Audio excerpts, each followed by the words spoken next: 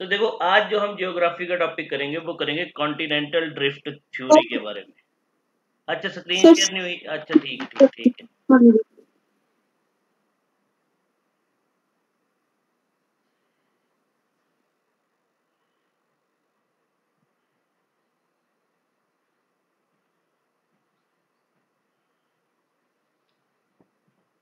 अब शेयर हो रही है ना? Yes sir. चलो ठीक है, डन। अब हम बात करते हैं कॉन्टिनेंटल ड्रिफ्ट थ्योरी के बारे में। दैट मीन्स यहाँ पे हम बात करेंगे distribution of ocean and currents की। ठीक है, अगर हम बात करें तो टोटल कितने हमारे पास कॉन्टिनेंट्स है?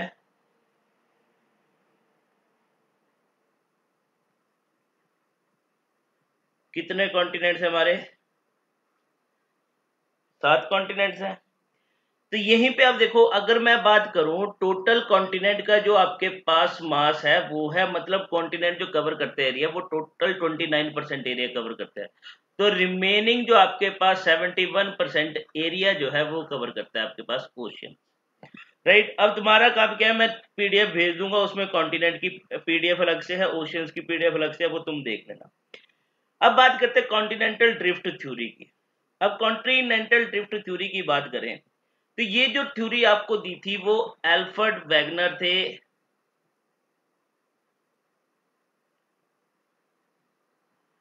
नाइनटीन 12 में इन्होंने ये थ्योरी दी। ठीक है, ये एक जर्मन के साइंटिस्ट थे जिन्होंने ये थ्योरी दी। इसमें इस थ्योरी में इन्होंने एक्सप्लेन किया distribution of ocean and currents. देखो यहाँ पे ना कुछ एजेस होती है, हमें वो एजेस में जाने की जरूरत नहीं क्योंकि हम जियोग्राफी ऑप्शनल नहीं पढ़ रहे। बट हम यहाँ पे मेनली 3 एजेस की बात करेंगे। कार्बोनिफेरस, कार्बोनिफेरस आ गया। एक आपने मूवी भी देखी होगी जुरासिक वर्ल्ड। ठीक है, काइंड ऑफ है तो इसी से रिलेटेड, बट उस जुरासिक वर्ल्ड मूवी में भी उसके पूरे एनिमल्स के बारे में नहीं बताया गया। जुरासिक पीरियड और इपोच भी बोलते हैं, नो डाउट इसको इपोच भी बोला जाता है। एंड थर्ड आपके पास आएगा मीजोजोइक। ये 3 पीरियड में यहाँ पे आपके पास हम ओशियंस एंड कॉन्टिनेंट्स की बात करेंगे, जिसको अल्फ्रेड वैगनर ने यहाँ पे एक्सप्लेन किया था। अब वैगनर भाई साहब ने क्या बोला? अब वैगनर भाई साहब बोलते हैं, स्टेप 1 में बात करते हैं। स्टेप 1 में इन्होंने बोला कि जो आज की डेट में जितने भी हमारे पास कॉन्टिनेंट्स हैं एंड जो हमारे पास आज की डेट में ओशियंस है, इनको एक्सप्लेन किया। बोला कि जितने भी आज की डेट में हमारे पास एक ये जो कॉन्टिनेंट एग्जिस्ट करते, ये पहले एक ह्यूज कॉन्टिनेंट हुआ करता था, एक बड़ा कॉन्टिनेंटल मास था, जिसको इन्होंने यहाँ पे नाम दिया था पैंगिया। बोला कि ओरिजिनली जो आपके पास कॉन्टिनेंट था वो क्या था, एक ह्यूज मास में था जिसको बोल दिया पैंगिया, और इसको सराउंड किया गया था बाय वाटर बॉडी द्वारा। ठीक है, बाय वाटर बॉडी, जो जिसको हम क्या बोलते हैं ओशियंस, तो उसको क्या नाम दिया इन्होंने, पैंथालासा। फॉर एग्जाम्पल आप ये देख सकते हो, मतलब मैं किसकी बात कर रहा हूं यहाँ पे, इसकी बात कर रहा हूं कि उस टाइम पे इन्होंने बोला कि टोटल जो था ओरिजिनली आपके पास, ये कौन से पीरियड की बात कर रहे हैं, कार्बोनिफेरस पीरियड की बात कर रहे हैं, कि बोला जितने भी आज की डेट में कॉन्टिनेंट एग्जिस्ट करते हैं वो एक ही ह्यूज मास होता था, जिसको पैंगिया नाम दे दिया, और इसको सराउंड करते थे एक वाटर बॉडी, जिसको इन्होंने बोल दिया पैंथालासा। ठीक है, अब जाएंगे सेकेंड स्टेज की तरफ। अब सेकेंड स्टेज की तरफ चलते हैं। तो सेकेंड स्टेज जो है ये आपके पास आएगा जुरासिक पीरियड।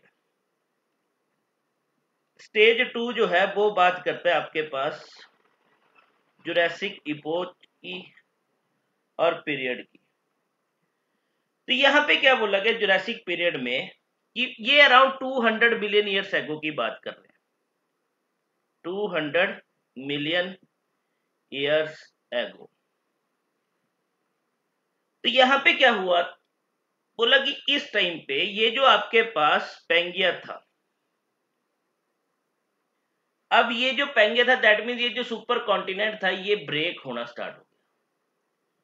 अब ये ब्रेक हो गया, आपके पास स्प्लिट हो गया आपके पास 2 लार्ज कॉन्टिनेंटल मासेस में, जिसको हम एक को नाम देंगे Laurasia and second is your Gondwana land, Gondwana land. और इन दोनों के बीच में जो कॉन्टिनेंट था, जो आपके पास वाटर बॉडी थी, उसको नाम देंगे हम टेथिस सी। मतलब नॉर्थ में आपको क्या मिलेगा, यूरेशिया, साउथ में क्या था, गोंडवाना लैंड। इनको जो डिवाइड कर रहा था, वो जो वाटर बॉडी डिवाइड कर रही थी, उसको नाम दे दिया हमने टेथिस सी, राइट। ये आप देख सकते, ये रहा हमारे पास यूरेशिया, ये रहा हमारे पास गोंडवाना लैंड, और ये जो इसके बीच में ये जो वाटर बॉडी थी, इसको हमने क्या बोल दिया आपके पास, Tethys sea, right. Then after, इतना क्लियर हुआ?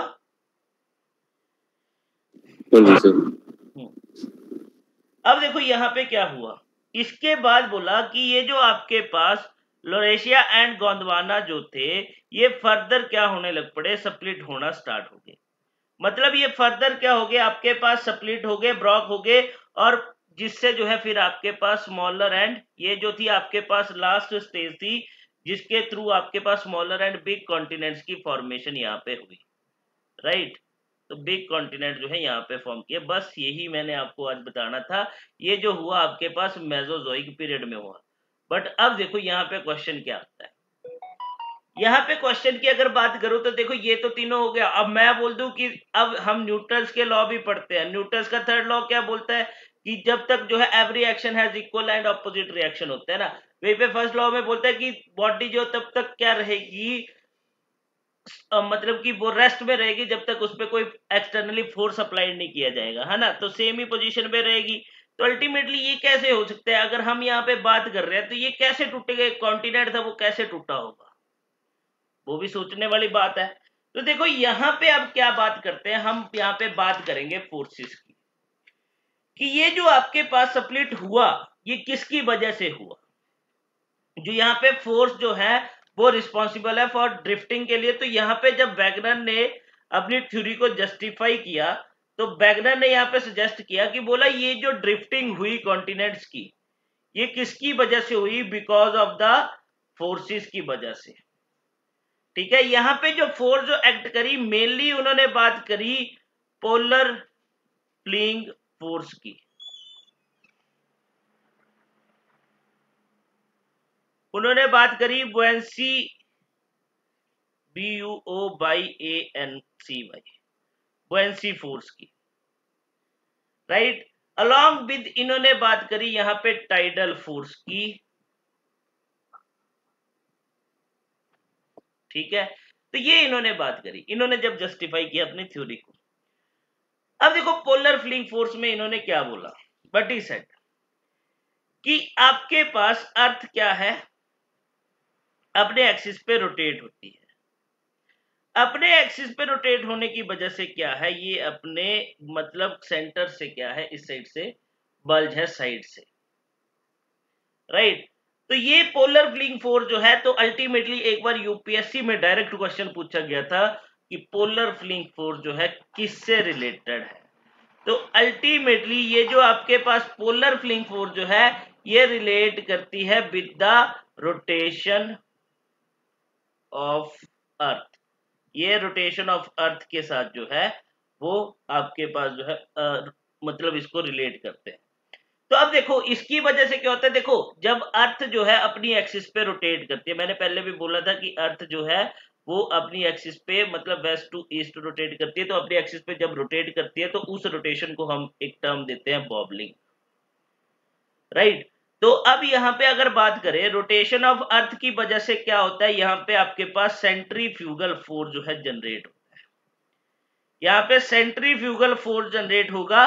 अब एक बात याद रखना, यहाँ पे सेंट्रीफ्यूगल फोर्स जो है ये क्या करेगा, जैसे जैसे हम पोल से इक्वेटर की तरफ मूव करेंगे तो टुवर्ड्स इक्वेटर जो है सेंट्रीफ्यूगल फोर्स भी क्या करता है, वो इंक्रीज करता है।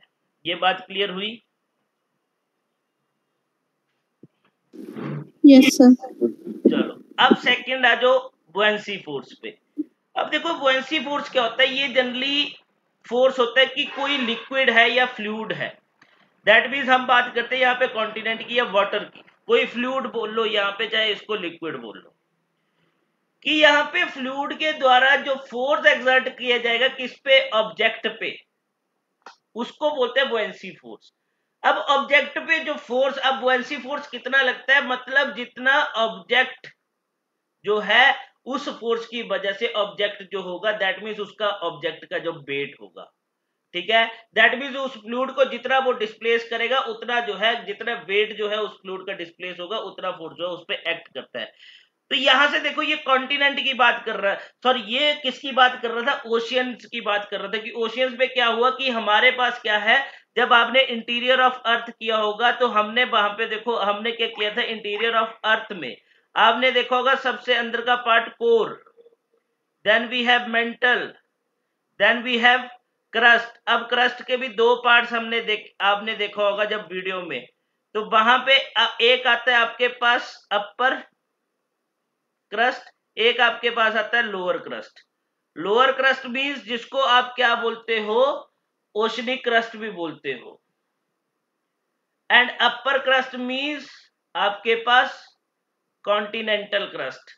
फिर अब आप ये वीडियो जाके देखना, उसमें मैंने ये भी बताया था कि क्यों कॉन्टिनेंटल क्रस्ट को हम ये भी बोलते हैं कि कॉन्टिनेंट हमें क्या अपीयर होते हैं, कि यहाँ पे ये क्या कर रहे हैं, फ्लोट कर रहे हैं किस पे, ओशनिक क्रस्ट पे। अब इसका रीजन क्या है, बिकॉज ऑफ डेंसिटी। अब आप जाके देखोगे, अगर नहीं देखिए वीडियो फिर से देखना, कि डेंसिटी ओशनिक क्रस्ट की ज्यादा है या फिर कॉन्टिनेंटल क्रस्ट की ज्यादा है, किसकी ज्यादा है, ठीक है। तो वो तुम्हारा जाके काम है देखना, क्योंकि वो वीडियो देख लेना तभी ये टॉपिक समझ में आएगा, अदरवाइज नहीं आएगा। अगर नहीं देखिए तो जाके देखना, ठीक है।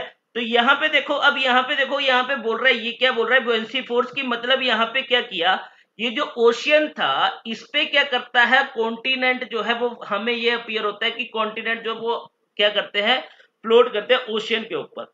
मतलब ये वाटर है तो उसके ऊपर जो आपके पास कॉन्टिनेंटल मास है वो क्या कर रहा है, फ्लोट कर रहा है। तो अब ये फ्लोट कर रहा है, तो अल्टीमेटली जब बुएंसी फोर्स हुई तो इसने क्या किया, अपनी प्लेस से इसको डिस्प्लेस कर दिया दूसरी तरफ।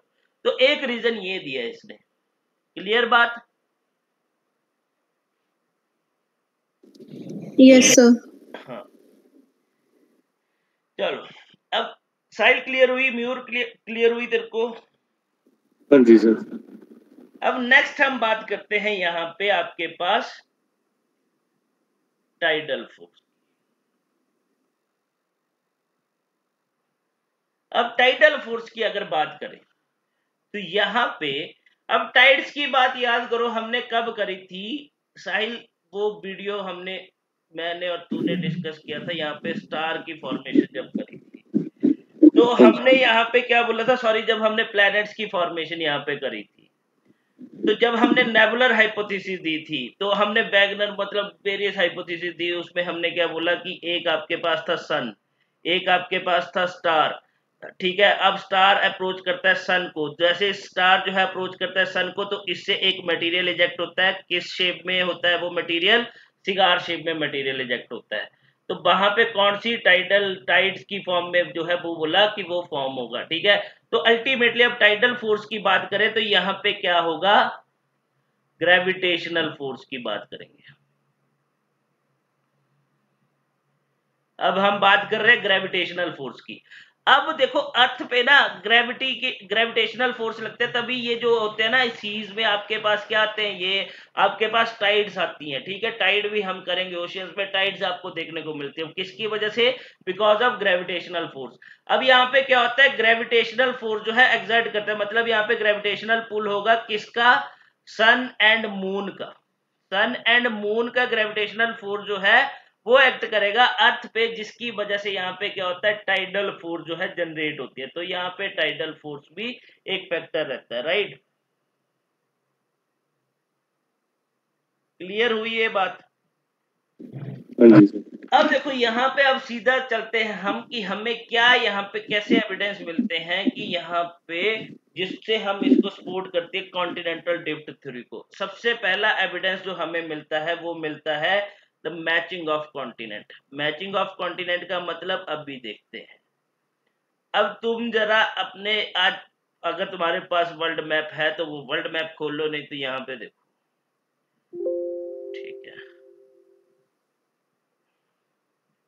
अब जरा यहाँ पे देखते हैं हम, जरा ये देखो, ये यहाँ पे भी जोड़ो, इसको देखो, यहाँ पे चलते हैं हम। अब देखो यहाँ पे ना, ये तुम्हें दिख रहा होगा नॉर्थ अमेरिका, राइट, ये यहाँ पे भी पेस्ट कर लेते हैं हम।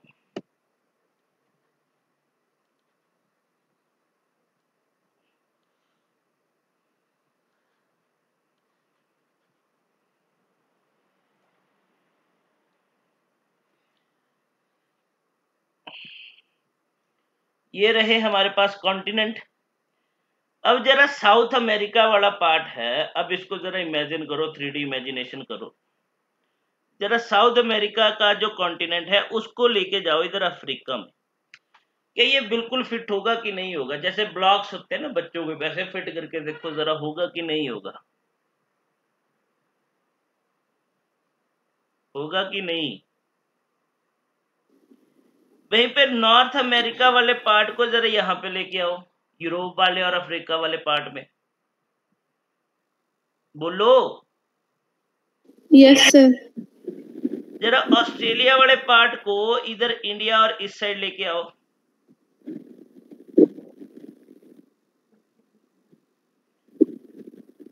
होगा कि नहीं?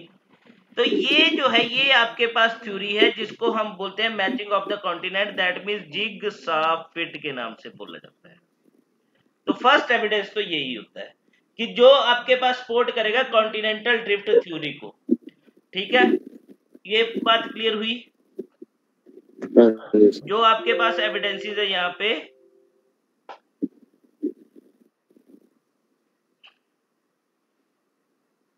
किसके, आपके पास जो एविडेंसेस सपोर्ट करते हैं कॉन्टिनेंटल ड्रिफ्ट को। अब सेकंड एविडेंस जो आपके पास यहाँ पे मिलेगा, वो सेकंड एविडेंस है आपके पास, आपको यहाँ पे क्या मिलती है? रॉक्स मिलती हैं। रॉक्स मिलेगी डिफरेंट कॉन्टिनेंट्स में, ठीक है, और वो रॉक्स जो होंगी सेम एज की होंगी, जिसको हम बोलते हैं जियोलॉजिकल फिट। सेकंड एविडेंस जो आता है वो आता है जियोलॉजिकल फिट। फॉर एग्जांपल अगर मैं बात करूं, यहाँ पे ब्राजील कोस्ट में आपको क्या मिलेगा? आपको एंशियंट रॉक्स की, मतलब ब्राजील में क्या मिलेगी आपको? एंशियंट रॉक्स की क्या मिलेगी? एक ब्रांचेस मिलेगी, और वो ब्रांचेस जो है दैट मींस अगर मैं बात करूं 2000 बिलियन ईयर्स एगो की है, बेल्ट जो है वो ब्रांच, ठीक है। वो किसके साथ मैच करती है? जो आपके पास ये वेस्टर्न अफ्रीका में जो आपके पास रॉक्स मिलेंगी उनसे बिल्कुल मैच होती है, ठीक है। तो एक एविडेंस हमें यहां से मिलता है। थर्ड एविडेंस की यहां पे बात करें तो थर्ड एविडेंस आता है थिलाइट। अब थिलाइट ये जनरली क्या बात करता है? ये आपके पास सेडिमेंट्री रॉक्स होती हैं। अब टिलाइट जो है ये आपके पास सेडिमेंट्री रॉक्स हैं, और ये सेडिमेंट्री रॉक्स किसकी बनी हुई है, मतलब किसके सेडिमेंट से बनी है? ये बनी है आपके पास ग्लेशियर के सेडिमेंट से, ठीक है। तो यहाँ पे देखो ये क्या बोलता है कि जो आपके पास, मतलब हम मान के चलते हैं गोंदवाना, मतलब मान के क्या चलते हैं कि हमें यहाँ पे एविडेंस मिलते हैं गोंदवाना के, कहाँ पे? इंडिया में, जो इंडिया में है, ठीक है। अब इसका जो इंडिया में जो हमें रॉक के एविडेंसेस मिलेंगे या सेडिमेंट्स के जो एविडेंसेस मिलते हैं, वो सेम एविडेंस हमें कहां पे जाके मिलेंगे? हमें जाके मिलते हैं अफ्रीका में। अब बताओ इंडिया और अफ्रीका का क्या मैच है भाई, कि अफ्रीका में जाके हमें सेम सेडिमेंट्स मिल रहे हैं। वहीं पे हम बात कर रहे हैं कि हमें वो एविडेंसेस मिल रहे हैं ऑस्ट्रेलिया में, सेम अंटार्कटिका में हमें मिल रहे हैं। मतलब जो इंडिया में हमें सेडिमेंट्स की टाइप मिलती है, सेम हमें जो है उसके काउंटर पार्ट जो है 6 डिफरेंट लैंड मासेस में देखने को मिलते हैं, जिनमें से एक अफ्रीका है, एक ऑस्ट्रेलिया, एक अंटार्कटिका है, एक आपके पास फाकलैंड आइलैंड है। अब ये लोकेशन देखना कि फाकलैंड आइलैंड कहां पे है। एक आपके पास है मडागास्कर, यहाँ पे भी सेम जो इंडिया में आपके पास सेडिमेंट्स मिलेंगे सेम वहां पे भी आपको मिलते हैं। तो एक एविडेंस ये भी है जो मतलब इस थ्योरी को सपोर्ट करता है, राइट? क्लियर? Yes sir. अब थर्ड जो एविडेंस इसके बाद, सॉरी फोर्थ एविडेंस जो है वो है आपके पास प्लेसर डिपॉजिट। प्लेसर डिपॉजिट, इसका सीधा सा एग्जांपल लेते हैं हम, किसका? गोल्ड का। ठीक है, अब देखो यहाँ पे क्या हुआ कि अब देखो हम यहाँ पे बात करें कि रिच हमें जो गोल्ड के एविडेंस कहाँ पे मिलते हैं? घना में।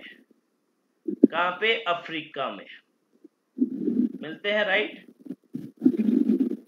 और उसकी जो है देखो, अब अफ्रीका में हमें घना में क्या मिलेगा? गोल्ड तो मिलता है, बट हमें ये एविडेंस नहीं मिलता कि घना में ये गोल्ड आया कहां से, कि इसकी तो वो रॉक जो पेरेंट रॉक होनी चाहिए उसका एविडेंस तो है ही नहीं। दैट मीन सोर्स रॉक का एविडेंस है ही नहीं हमारे पास। बट हाँ, हमें घना में क्या मिल गया? गोल्ड के एविडेंस मिल गया अफ्रीका में, बट कहां से ओरिजिनेट हुआ, कहां से वो पैदा हुआ, उस रॉक का एविडेंस नहीं हमें मिला। अब उस रॉक का जो एविडेंस हमें मिलता है वो हमें कहां पे जाके मिलता है? वो हमें जाके मिलता है ब्राजील में। ठीक है, तो अल्टीमेटली अब हम क्या बोल सकते हैं कि जो ये घना में, दैट मीन्स अफ्रीका में, जो ये आपके पास घना में जो गोल्ड प्रेजेंट है, उसका जो सोर्स रॉक जो है वो कहां पे आपको मिलती है? वो डिराइव होती है फ्रॉम द ब्राजील प्लेटो की जो रॉक्स है वहां पे, राइट? क्लियर बात? हाँ जी सर। अब Yes, sir. लास्ट जो यहाँ पे इस थ्योरी को सपोर्ट करता है एविडेंस, वो बात कर रहा है फॉसिल्स की, डिस्ट्रीब्यूशन ऑफ फॉसिल्स। अब सीधी सी बात करता हूँ, फॉर एग्जांपल यहाँ पे फॉसिल्स में जाए तो यहाँ पे हम बात करते हैं लेमूर की। जाके देखना लेमूर कैसा होता है। अब देखो लेमूर सिर्फ हमें कहाँ पे मिलेगा? अब देखो ये भी सोचने वाली बात है कि इंडिया में मिलता है, मडागास्कर में प्रेजेंट होगा, एंड अफ्रीका में प्रेजेंट होगा। अब ऐसी क्या सिमिलैरिटीज है इंडिया, मडागास्कर एंड अफ्रीका में कि लेमूर यहीं पे मिलेगा और कॉन्टिनेंट में मिलेगा ही नहीं, और जगह पे मिलेगा ही नहीं, अमेरिका में नहीं मिलेगा, यूरोप में नहीं मिलेगा, इन्हीं में क्यों मिलेगा, राइट? तो ये चीजें जो है हमें क्या करती हैं? दैट मींस ये जो हमारे पास एविडेंसेस है सपोर्ट करते हैं इस थ्योरी को, अलॉन्ग विद अगर यहाँ पे बात करें मेसोसोर्स की, ठीक है, तो वो भी हमें कहाँ पे मिलेंगे? मतलब मेसोसोर जो होता है एक स्मॉल रेप्टाइल होता है, ठीक है, जो आपको कहाँ पे मिलेगा? ब्रैकिश वाटर में मिलेगा, सॉरस, खारे पानी में ये आपको मिलता है। अब देखो, अब इसके जो मीजोसॉर जो है, इसके जो एविडेंसेस मिले, मतलब इसके स्केलेटन के एविडेंसेस हमें मिले हैं। अब इसके स्केलेटन के एविडेंसेस जो है वो हमें दो रीजन में मिले हैं। एक तो हमें मिले हैं ब्राजील में। अब देखो ब्राजील और साउथ अफ्रीका की कितनी, मतलब यहाँ पे बात करें कितनी सिमिलैरिटीज है। अब इनके स्केलेटन भी हमें ब्राजील और अफ्रीका में मिले। तो अल्टीमेटली ये सारी चीजें हमें क्या शो करता है कि ये जो है आपके पास क्या है, काइंड ऑफ ये जो आपके पास एविडेंसेस हमें मिलते हैं ये किस थ्योरी को सपोर्ट करता है? आपके पास कॉन्टिनेंटल ड्रिफ्ट थ्योरी। क्लियर बात? Yes, sir. हाँ, तो ये था आपके पास कॉन्टिनेंटल ड्रिफ्ट थ्योरी। ठीक है, इसके बाद हम करेंगे प्लेट टेक्टोनिक्स थ्योरी, ठीक है, और सी फ्लोर स्प्रेडिंग। बट इसकी प्लेट टेक्टोनिक्स थ्योरी की मैं तुम्हें क्या कर दूंगा, मैं तुम्हें पीडीएफ आज ही भेज देता हूँ, ठीक है, ये तुम पढ़ लेना। उसमें मैं तुम्हें बता देता हूँ कि प्लेट टेक्टोनिक थ्योरीज में पढ़ना क्या है। उसमें तुम्हें मेजर प्लेट्स दी होंगी, ठीक है, कि जो आपके पास टोटल मेजर प्लेट्स है 7 मेजर प्लेट्स है, कुछ माइनर प्लेट्स होंगी। अब आपको 7 मेजर प्लेट्स याद करनी है, माइनर प्लेट्स मैं बता दूंगा कौन कौन सी याद करनी है, राइट? उसी पे फिर क्या होगा, हम यहाँ पे बात करेंगे कि जो आपके पास ये जो प्लेट टेक्टोनिक्स थ्योरी है, प्लेटें मूव करती है तो यहाँ पे कैसी बाउंड्रीज, जो हम सबडक्शन की बात करते हैं। फिर यहाँ पे एक आपके पास माउंटेन सिस्टम करेंगे जिसमें हम हॉर्स माउंटेन, ब्लॉक माउंटेन्स करेंगे। तो वो किसकी वजह से होता है? Because of this plate tectonics की वजह से होता है, ठीक है, जो टेक्टोनिक प्लेट जो है मूव करती है। क्लियर? आज का टॉपिक समझ में आया? हाँ जी सर। ठीक है, Yes, sir. तो इतना पढ़ लेना, ठीक है। फिर मैं देखता हूँ, फिर अगर हुआ तो तुम्हें टेस्ट भेज दूंगा,